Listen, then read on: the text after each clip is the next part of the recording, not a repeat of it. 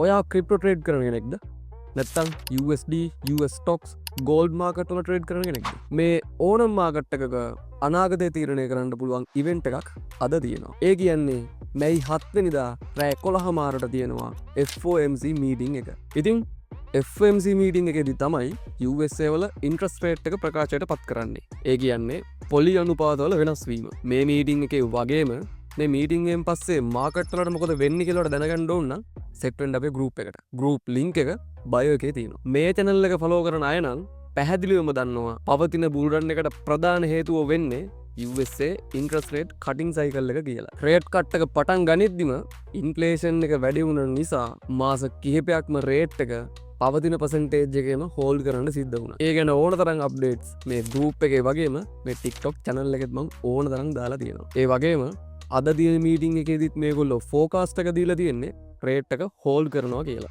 ඔන්න ඉතින් රේට් එක හෝල්ඩ් කරොත් නම් ඒලාවට මාකට් එකේ ලොකු වෙනසක් සිද්ධ වෙන එකක් නැහැ. කොහොම නමුත් මේ පාර සමහර ඉන්වෙස්ටර්ස්ලා කියනවා ඉන්ෆ්ලේෂන් එක අඩු වුණ නිසා අද සර්ප්‍රයිස් රේට් කට් එකක් වෙන්න පුළුවන් කියලා. ඔව් ඒක එහෙම වෙන්න පුළුවන්. හැබැයි ඉතින් වැඩිපුරම සම්භාවිතාවය තියෙන්නේ රේට් එක හෝල්ඩ් කරන්න තමයි. ඉන්වෙස්ටර්ස්ලා හිතනවා වගේම සර්ප්‍රයිස් රේට් කට් එකක් ආවොත් නම් ටක් ගාලා ලොකු කොක්කක් දාලා ක්‍රිප්ටෝ මාකට් එකේ එල්ලෙන්න අමතක කරන්න නම් එපා. ඉතින් මේ ඩිසිෂන් එක මොකක් වුණත් මාකට් එකේ ෆෝවර්ඩ් ගයිඩන්ස් එක හම්බ වෙන්නේ අද රෑම 12ට තියෙන FOMC ප්‍රෙස් කන්ෆරන්ස් එකේදී වෙන දේ මත තමයි. එතනදී චෙයාමන් පවෙල් මොනවද කියන්නේ කියලා අපි බලමු. මොකක් මරි අප්ඩේට් එකක් නිසා ක්‍රිප්ටෝ ඩ්‍රොප් වුණොත් යටින්ම බයි කරන්න අමතක කරන්න නම් එපා. එහෙනම් ජය වේවා.